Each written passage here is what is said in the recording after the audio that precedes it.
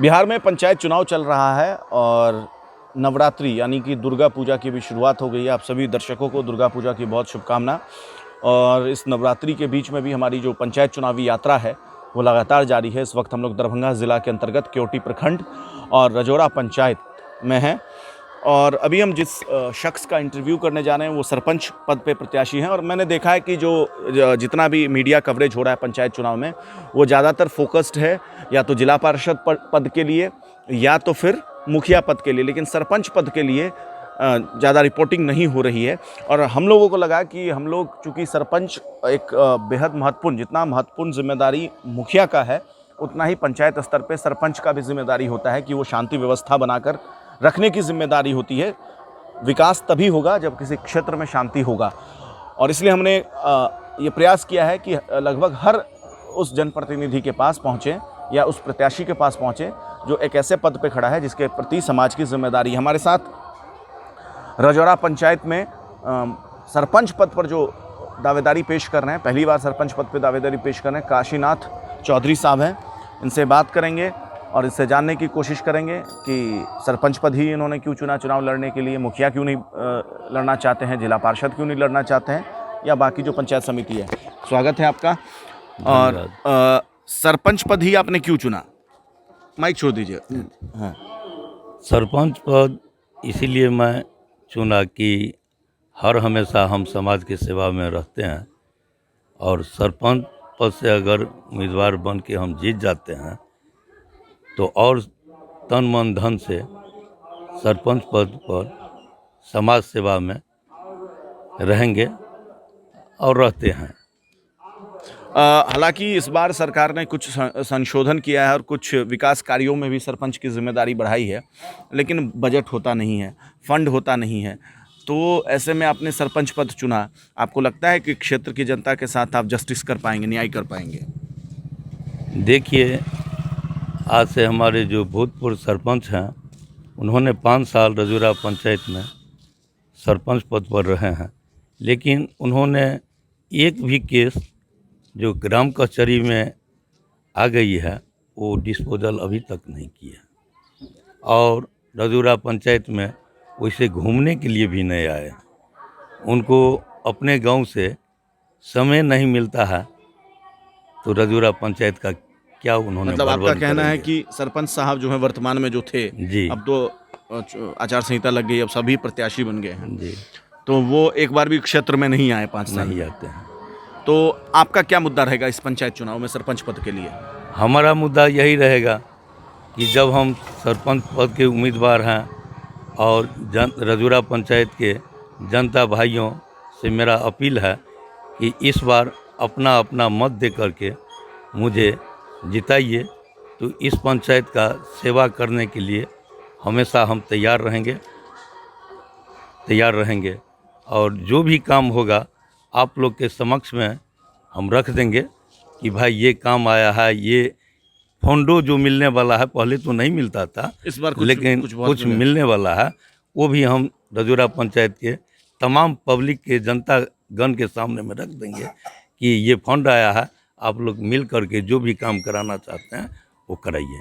जहाँ फंड की बात होती है, चाहे वो पंचायत स्तर में कोई भी जनप्रतिनिधि हो, चाहे वो पंचायत समिति हो, वार्ड सदस्य हो, मुखिया हो, जिला पार्षद हो, अब सरपंच को भी मिला है फंड मान लीजिए, तो कमीशन खोरी बहुत होती है। तो आप क्या बिना किसी कमीशन के, बिना किसी कट मनी के लोगों का विकास करेंगे?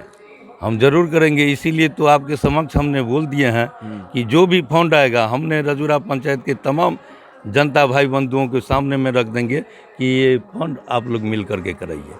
मुझे उससे कोई लोभ नहीं है। सरपंच की किसी भी पंचायती व्यवस्था में एक बहुत बड़ी भूमिका होती है। कानून व्यवस्था को, छोटे मोटे जो केस होते हैं जो क्रिमिनल केसेस नहीं हैं, ऐसे केसेस जो सिविल केसेस होते हैं उसको ग्रामीण स्तर पे ही निपटाने की ग्राम कचहरी की व्यवस्था बिहार सरकार ने कर रखी है ताकि पुलिस पे, कोर्ट पे, न्यायालय पे भार कम पड़े। तो आप उस व्यवस्था को कैसे सुनिश्चित करेंगे अगर आपको जनता आशीर्वाद देती है तो? देखिए, अगर हमारे रजौरा पंचायत में किसी प्रकार का अगर उलझन आ जाए, झंझट आ जाए, कुछ भी हो, तो हम ये केस थाना तक नहीं पहुंचने देंगे। पाँव पकड़ने से हो, प्यार से हो, दोस्ती भाव से हो, दोनों को मिला जुला करके यहीं पर निराकरण कर देंगे। और सिविल कोर्ट तक की जाने की कोई ज़रूरी नहीं है, न थाना जाने की ज़रूरी है। ये मैं जनता से अपील करता हूँ। मेरा एक दो सवाल बस और है कि विकास की बात जहाँ तक होती है उसके लिए तमाम जो पंचायत स्तर पे प्रतिनिधि हैं, लेकिन विकास किसी भी पंचायत में या किसी भी क्षेत्र में तभी होता है जब शांति व्यवस्था बनी रहे, सामाजिक सौहार्द बनी रहे।